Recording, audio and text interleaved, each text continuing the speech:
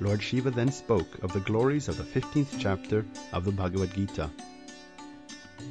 In Gaudadesh, there lived a king named Kripana Narasimha, who could defeat the demigods. This king had a greedy commander named Sarabha Bherunda, who together with the prince was conspiring to assassinate the king. But before Sarabha Bherunda could execute the plan, he died of cholera. In his next life, Sarabha Bherunda took birth as an excellent horse. One day, a merchant bought this horse and went to the capital of Gaudadesh to sell it to the king. Upon reaching the palace, the merchant came before the king and explained that he had an incomparable horse to sell. The king took an interest and asked to see the horse at once. He examined it and without hesitation paid the sum the merchant asked. After some days, the king decided to go to the forest to hunt. As he rode on this horse, he saw a deer and began chasing it. The chase went on and on, but finally the king became tired and thirsty, so he stopped to rest. He tied the horse to a tree and sat on a large rock. A little later, a piece of parchment landed next to the king. On it was written half a verse of the 15th chapter of the Bhagavad-gita.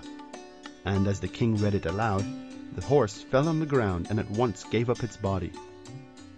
Instantaneously, it attained a transcendental four-armed form. This liberated soul then sat down in a Vaikuntha airplane and returned to the spiritual world.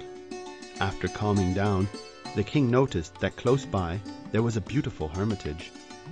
Entering the hermitage, the king found that a Brahmana lived there named Vishnu Sharma, who had complete control over his senses. The king offered respects to that Brahmana and inquired how it was possible that his horse had attained Vaikuntha. The Brahmana replied, "O king, previously you had a commander in your army named Sarabha Bherunda. Together with the prince, he had planned to usurp the throne. But before he could do so, he died of cholera. He took birth as that outstanding horse, and when he heard some words from the 15th chapter of the Bhagavad-gita, he attained Vaikuntha."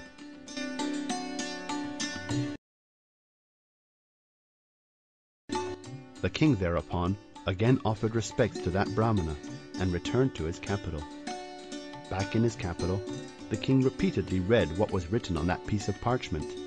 After a short time, he installed his son as the king of Gaudadesh and retired to the forest. There he regularly recited the 15th chapter of the Bhagavad-gita and quickly attained the lotus feet of Lord Vishnu.